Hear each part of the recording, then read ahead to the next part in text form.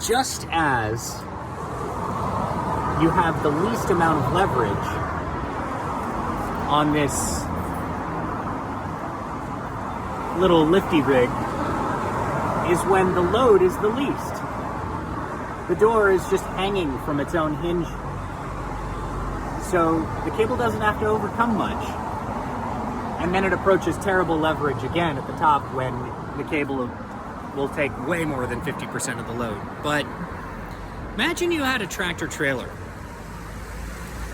and you've got this 53-foot long cube, and let's say it's a perfect cube and it's fully loaded, but the weight is perfectly distributed, and you put scales on each end. You just set it on the ground. You're gonna have 50% of the load on each set of scales. Now, imagine I can install some kind of rigging on the front, and I pull out magic, weightless, telescoping I-beams, and I can walk further and further away from the trailer and lever on lifting one end. Eventually, I can lift it. I go out to infinity, the load approaches zero on my end of the cube.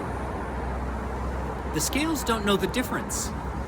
If you don't move the mass, the scales have no way of knowing that anything has changed. The scales under one end, if you lifted it up vertically, eventually the scales would register 100% of the load. But if you just move away from the load, walking away, pulling magic, weightless, super graphite, telescoping beams, and you get out to infinity, the load on you approaches zero. The load on the scales stays at exactly 50%. Where'd the load go? It's like a skyhook or something. It doesn't make sense to me.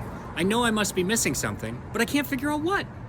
I cannot imagine the scales changing their registration because they know that the rest of the load is sort of not being supported. Ultimately, all the load is on the Earth. It's getting transmitted to the Earth somehow, but not through the other end. It must be through the other end. It must be that under the scales on the one side, the weight is magically going up and approaching 100% of the load, even though they're only holding up one half. I mean, geometrically, it starts to look that way. If you're infinity away, the scale's distance from the center of the load approaches zero relative to the other side of the load. But it also, how do they know? How do they know that anything has changed? It can't go beyond 50%, can it?